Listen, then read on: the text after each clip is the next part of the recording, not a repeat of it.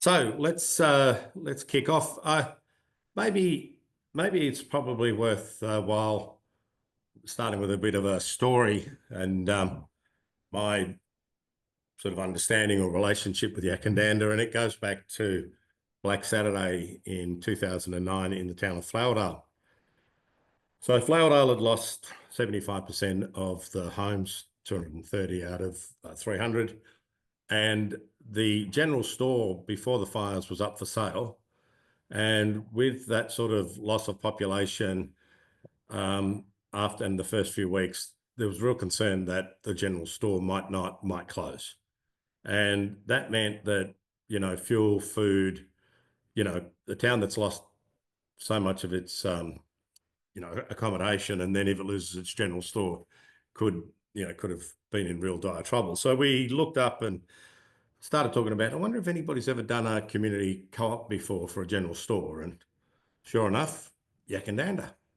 And we had a look and it didn't transpire, but always in my mind. And then, I don't know, maybe 6 or 7 years later, I was at a dinner and sitting next door to a guy from Mondo Energy and talking about energy. And I said, yeah, why isn't there a community-based energy? Wasn't anybody doing any of this community-based energy stuff? And he's like, oh, yeah, they are. And I said, who? He said, Yackandandah. He goes, there's some bloody going on in Yackandandah. And I after that time, I met Matt, and Matt was one of the key people behind Totally Renewable Yackandandah. And Matt often gets weird and wonderful phone calls from me about, hey, I'm working in a disaster area and we need, community-based batteries or grids, or community halls need power. And Matt has been a key figure in a lot of the disaster areas, and particularly energy starved areas of Victoria, which almost like if you're energy starved, likelihood is you're disaster prone. And yeah, so I've got to know Matt, and just an amazing person from an amazing community. So Matt, do you want to maybe just introduce yourself and tell us your background and what you do? Thanks very much, Pete. And Steve, when we were talking before, my volume was a bit low, so give me a thumbs up or something if it's not okay. Thank you very much for inviting me in, and I arrived with you with a very keen sense that the work we've done in Yackandandah is very much community driven, and that we've done some things that really work and resonate and are helpful here. But I'm infinitely conscious that that may or may not be relevant to where each of you are. So I suppose the point is I come with a sense of humility, sharing what I've done here with a bunch of people in Yak, but knowing that might have a different context in your position. So as a start point, I'm really quite lucky, I guess, that I grew up about 20 kilometres from Yackandandah on the other side of Mount Murrumbidgee, which in the local Indigenous language means Big Thunder.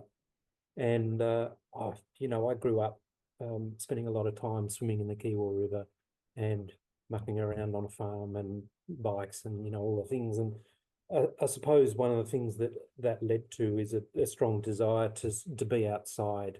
And so I spent about 20 to 25 years working in outdoor education and environmental education, with a sort of a background in ecology as well. And that one of the things that I observed, and whether it's confirmation bias or real, who knows, but it started to feel like the weather that I got pretty comfortable at reading and knowing and understanding seemed to be getting better. Seemed to be getting less predictable and less recognisable. And partly that is coupled with the changing behaviour of snow seasons, and obviously snow comes and goes from year to year, but it just seemed like there was such a strong pattern of change. And so the background ethic of land and time in nature, I spent some time there where I was outside camping for 270 days one year. So working, so I spent a lot of time outside, a lot of time with secondary school age kids, trying to on little campfires, and so it's a bit of a passion of mine. But that has evolved into a real excitement and passion about energy and energy resilience, and climate change, and ways humans can be better with the way that we treat the natural world. So that's a long-winded response to your question, Pete. Hope that's okay. No, that's good. That's good. And so how did you get, so how did, Totally Renewable Yackandandah, what was its genesis, and what was the thinking about it? Maybe give a bit of a background to it, because you probably started at a time before it was really a thing, I suppose you could say. So I moved back into Yackandandah about 15 years ago, having travelled and worked in different places around Australia and around the world, and built a home here. And after we finished building, we got involved in community activities, one of which was the folk festival in Yackandandah. And the folk festival has been a really important kind of foundation of what has become Totally Renewable Yackandandah.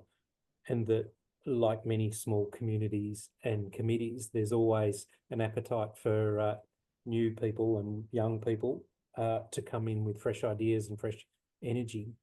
And so that happened with me with the folk festival. And at that time, there was quite an excitement by the festival to start thinking a little bit more holistically about the impact of the festival from a waste point of view and an energy point of view. And so I guess that was probably in about 2009, and over a period of 3 years, we applied a lot of thinking to how do you meet the energy needs of a once-off event.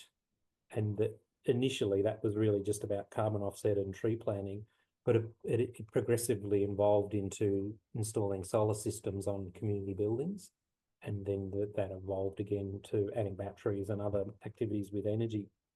So Totally Renewable Yak formed in 2014, and just toward the end of last year, we celebrated a 10th anniversary. And it was a really lively evening of celebration. And it was not that we've done one small thing or one big thing. It was just a collection of a whole bunch of people that have been cooperating together in lots of little ways over a sustained period of time. And the self-help industry describes it as the aggregate of marginal gains, and that we've just done lots and lots of little things over a sustained period of time, which has created an amalgam of thinking and action on energy, which seems to have relevance as we move into an era when climate is really impacting the way we live. And daily or weekly, there's examples of that going on. So that's it. Yeah. So you started off with some public buildings, but you then sort of the community, there seemed to be like a groundswell, and the partnership, I think, with Mondo Energy, and starting to monitor, and how did it all sort of build the momentum that it did? So probably the first 2 years of our activity between 2014 and 2016 were very much about community conversation. How can a small group possibly claim that it's representing a whole community? And we've set a goal really early on of 100%, and that the first activity wasn't to go and tell people what that meant. It was actually just conversations, supermarket stalls, tapping on doors, small events, small installations on community buildings, and really just building up an awareness and knowledge that this effort was underway. And there was a really important moment, actually, that in 2014, probably about April, probably about now, actually, where we went to the first Community Energy Congress, which was in the old Parliament House building. And there was a bunch of groups and a bunch of towns doing really interesting things with energy, and we walked away very inspired and with a very clear view that we needed to match some of the efforts by others, and out of that session was the formation of our goal to be 100%. And I guess it just sort of continued from there. And so then what happened? Because I know I met Dharmika from Mondo Energy, and he started telling me about you guys, and then started showing me to the technology and all of that stuff. And then I understand you've put in batteries. So yeah, how did that happen, and how did you start to sort of measure it and build all that?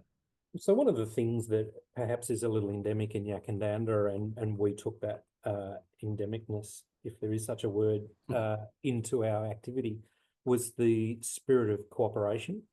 And so we were reasonably innocently tapping on the doors of every organisation that we can think of that might be able to help guide us, help us, support us to achieve the 100% goal. And Mondo, you've referenced Pete a few times, is a commercial subsidiary of AusNet, and that their early community work was really to understand what can be done when you get people who are motivated and creative, and give them some support with technical expertise and perhaps some guidance on choices around good equipment and confidence that there's merit in doing it. So Mondo and Totally Renewable Yackandandah have maintained quite a close collaboration. And in the first instance, that tangibly was about helping to form into a 5-stage roadmap to about how do you get from where we were to 100%.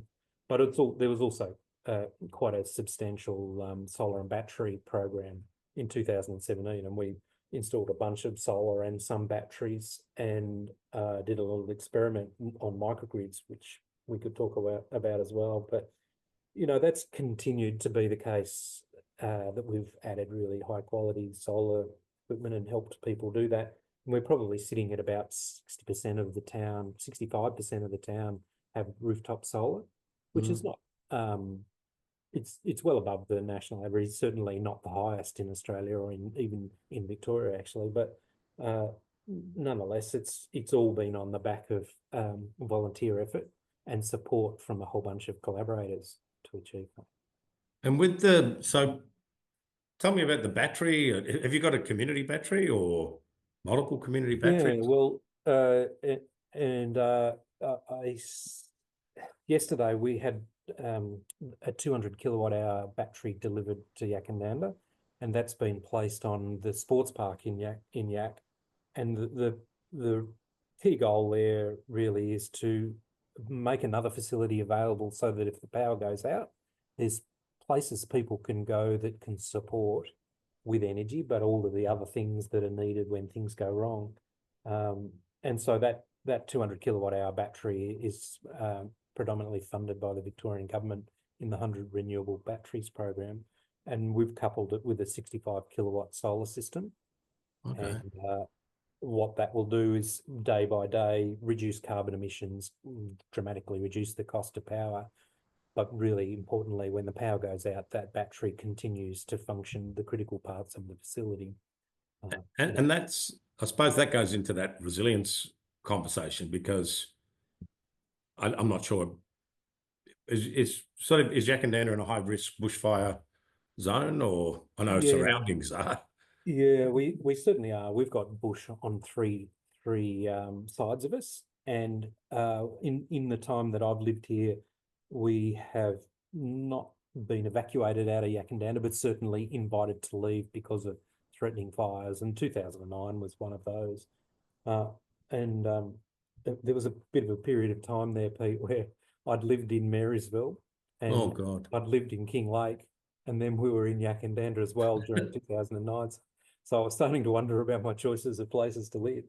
But yes, we're a highly vulnerable community to fire, and largely that there is now, I think, and maybe this is pretty common, there's a pretty humble piece of thinking in Yack that if there's a serious fire and the conditions are as bad as they can be, most people would leave. You wouldn't want to be in Yack in a desert. And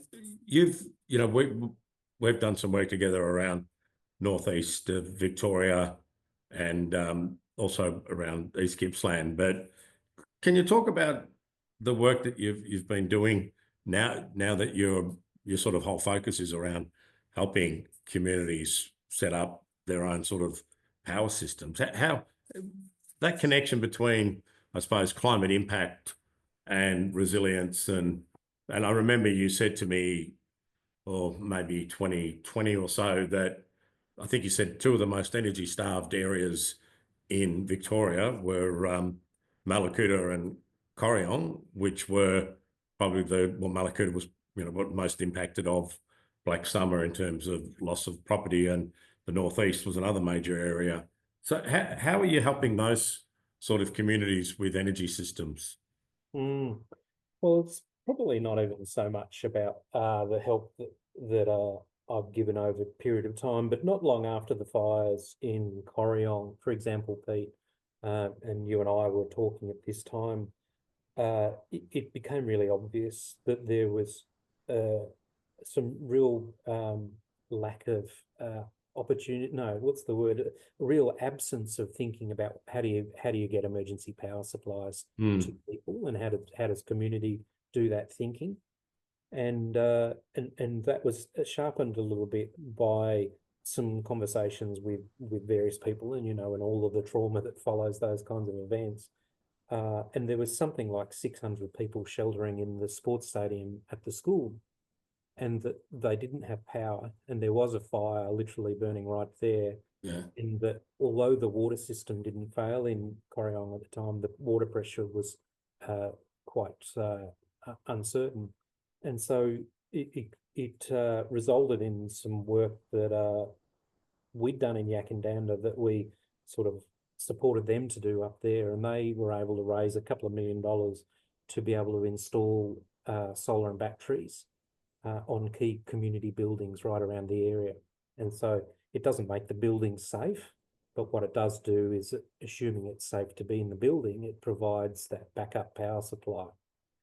And it's a program that we sort of loosely called an energy node, just a place to go to get energy. And then that gives the opportunity to say, well, how do you solve the other problems that a community needs when things go wrong? And is that about communications? Is it about air conditioning? Is it about food?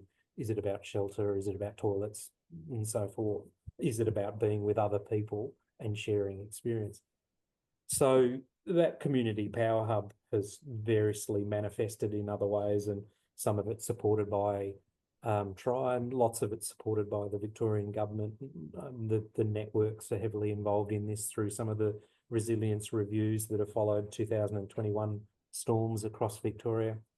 So that it's manifest. Even the latest grant round of the 100 neighbourhood batteries invested a lot of money into that concept of community energy node, where you stick really high quality solar and batteries on a building, and perhaps add a generator so that there is a backup power supply. Yeah, and I've also seen it in East Gippsland, where almost all of the community halls, I think there's 37 down there, and they've got solar, batteries, and a connected generator, which is pretty easy, like a push button to switch on. So you've almost got those 3 layers of redundancy. So you've got that, my favourite term in disaster resilience is localised redundancy. But tell me about this, because I think Corryong's got disaster resilience funding of $7 million or something to do a microgrid. Yeah. What's So how do you that's go from a community node to a microgrid? Yeah, and so it's not work that TRI is directly involved with, but Malakuta already, and now Corryong in the near term have microgrids, and the essence of that is how do you collect a bunch of properties, and whether they're homes or businesses, and put in a centralized energy system so that you've got a decent sized battery and a generator that can just provide power in the absence of a main supply to those towns. And it's working quite nicely in Malakuta at the moment, and we expect that will be the case in Corryong as well.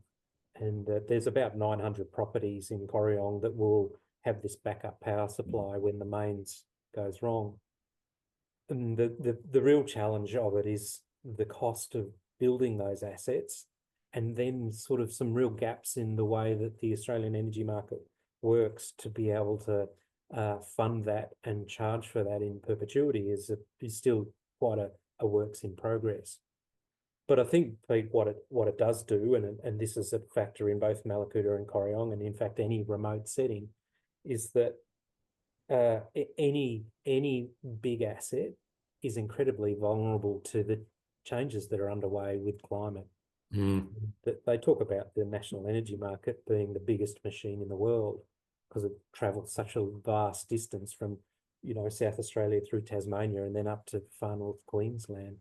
And if you've got an asset that big and there's storms or fires or floods or wind or whatever, it's gonna go wrong.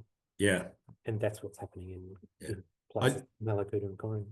I think we've got a mutual friend, Josh Collings, who he's actually done a DisasterWISE get together about acres and acres. But when he described to me the impact of loss of power for a period of around 4 weeks, I think it was no heating, air conditioning, cooling, refrigeration, no fresh food. But even things like, I had to scramble around under my car seat to see if I had any loose change to be able to buy something because there's no FPOS and cash registers don't work and no petrol pumps. And suddenly that ability to even, I suppose, get through in these remote communities like Mallacoota, which got cut off for weeks, and Corryong, which got cut off for weeks, the ability to be self-sufficient is huge. And maybe sort of, let's just wind back though. We're very big on community-led approaches and sort of learning from other communities, and some of the things that we've discussed in the emails this week, and you've spoken about this notion of the spirit of cooperation. What do you see as those sort of, I suppose it's almost like, sometimes you go to a community, it's cohesive, everybody's working together. Other times, in the midst of a disaster, it sort of amplifies underlying problems and all of that. But what is that sort of thing in Yackandandah that, so you've said cooperation, sort of connection around working together, openness, what are those things? Really interesting question, Pete, and one that we've teased around a lot, because the actual process of making an individual building or a collection of key buildings in a town energy resilient is actually not that hard, and the buildings normally reveal themselves that need that attention. Obviously there is a financial question in there, who pays for the stuff and who maintains it, but actually that's the easy part in my mind. The hard part of what are the predetermining factors that encourage a community to make that decision and to pursue the kind of technical expertise that you need to make that, and locate the grants and convince the community that operate the building. So we talk a bit about it as the precondition. What are the preconditions a community needs to do this kind of planning for it's really needed? And that in Yackandandah, it's really clear that TRI's only succeeded because the preconditions were already there. And that you've already alluded, Pete, to a community that saw the threat of a petrol station leaving town and all of the lost enterprise associated with that. That occurred, that work, that effort, that trust building occurred 20-something years ago. And it's not because TRI was clever 10 years ago, it's because people were clever 20 and 30 years ago. And so the facility that we've just built, added the community battery I referenced before, was an old abattoir from Bathurst Orange, somewhere up in that, and that the community raised some money, let's say $80,000, and they bought that abattoir that was going to junk, and they set it up and they built a sports stadium. And it was that kind of precondition about, well, how does a community be creative and imaginative? How do new ideas get supported? And how do you make sure the determination, the courage, the tenacity to see that stuff through? And it doesn't happen by accident, and it doesn't happen immediately. notwithstanding the remote things people can do in the face of emergency. But, to plan that stuff ahead is not an accident. It takes a lot of work by people, but it's also something that it's a muscle that has to be built over time. Yeah. It's one of the things I say to communities, after disasters, which is there is no they. You are the they, and I think, I often feel like in our society that it's a bit like if there's a problem, like, hey, government, you should be fixing this, and you hear it in elections and all that stuff, and it's like, hey, they, but it's when communities start to realize, like, they aren't really that good at getting lots of stuff done, and they also don't always know the real needs of the community. And I think it's that, I don't know, maybe it's that step of, hey, we need to look after ourselves, and then, oh, we did it once and we can do it again. And I don't know, it's something that, and which is one of the reasons I wanted to have you on tonight. So look, has anybody else got some questions? Because I think, Chris, you're interested in how to go about it, and there's others there. So yeah, just turn off your mics and yell or put your hand up.